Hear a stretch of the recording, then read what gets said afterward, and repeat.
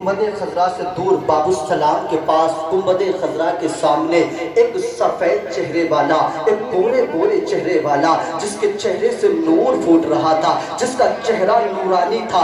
मैंने उसे देखा तो वो दो जानों होकर बैठा है और गुंबद खजरा की तरफ लो लगा कर के कुछ मांग रहा है। मैंने जाने के बाद वहाँ पर बैठा, मैंने सोचा ये अपनी इबादत से फारिग हो तो मैं इनसे बात करूँ। वो फारिग हुए, मैंने सलाम किया, मैंने मुसाफा किया और मैंने पता किया कि आप कौन हैं। पता करने पर मुझे मालूम हुआ कि वो कोई और नहीं थे बल्कि वो हजरत अल्लामा यूसुफ बिन इस्माइल नबहानी थे। आपका नाम यूसुफ, आपके वालिद का इस्माइल और आप नबहान, जो मुल्क फिलिस्तीन का एक शहर है, वहाँ के रहने वाले थे। मतलब पता चला कि ये एक आशिक थे और इन्हें दो जानों होकर जो है ना गुंबद खजरा से दूर बाबुस्सलाम के पास जब दुआ मांगते देखा तो कहते हैं आला हजरत के खलीफा कि मैंने सवाल कर दिया, सरकार जब आप अपने फिलिस्तीन को छोड़कर अरब आई गए हो, जब तुम फिलिस्तीन को छोड़कर नबी के शहर में आई गए हो तो सारे लोग हैं जालियों को पकड़ पकड़ के दुआएं मांग रहे हैं, सारे लोग हैं गुंबद खजरा के इर्द गिर्द घूम के दुआएं मांग रहे हैं।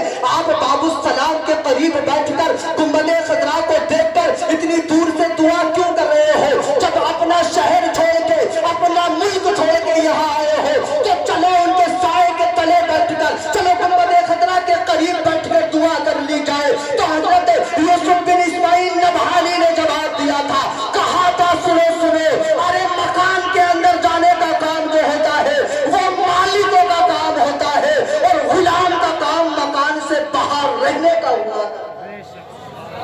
कि मैं कोई मालिक नहीं हूं जो मैं उनके अंदर जाकर के दुआ मांगू, बस मैं तो यहाँ बैठकर दुआ करता हूँ और बस मेरे आका मेरी दुआ यहीं से सुन लेते।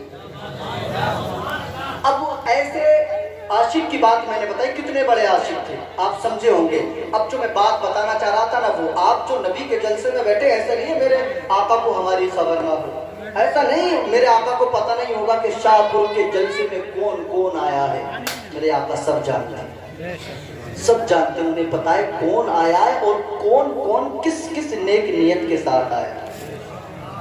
यूसुफ बिन इस्माइल नबहानी के खिलाफ एक मर्तबा मदीना मुनव्वरा में एक किताब को लिखा गया और उनके खिलाफ लिखने के बाद ना उस किताब को फ्री में तकसीम किया जा रहा था, फ्री में बांटा जा रहा था। उस वक्त के बहुत बड़े आलिम दीन गुजरे जा रहे थे, उन्होंने जब फ्री में किताब पढ़ते देखा, ले लिया कि चलो वक्त पर इसका मुताला करेंगे, पढ़ेंगे, देखेंगे क्या लिखा है। उन्होंने देखा, किताब को लिया और साथ साथ यानी लेकर के चल दिए। अभी थोड़े से आगे बढ़े थे, आगे बढ़े थे, रास्ते में एक नबी के बेटे का मकान पड़ा जिसका नाम तारीख में सैयद नईमुद्दीन के नाम से आता है। सैयद नईमुद्दीन साहब का मकान पड़ा। इन्होंने सोचा कि नबी के बेटे से मिल के जाऊंगा, जब यहाँ आया हूँ तो नबी के लाल से बात करके जाऊंगा। ये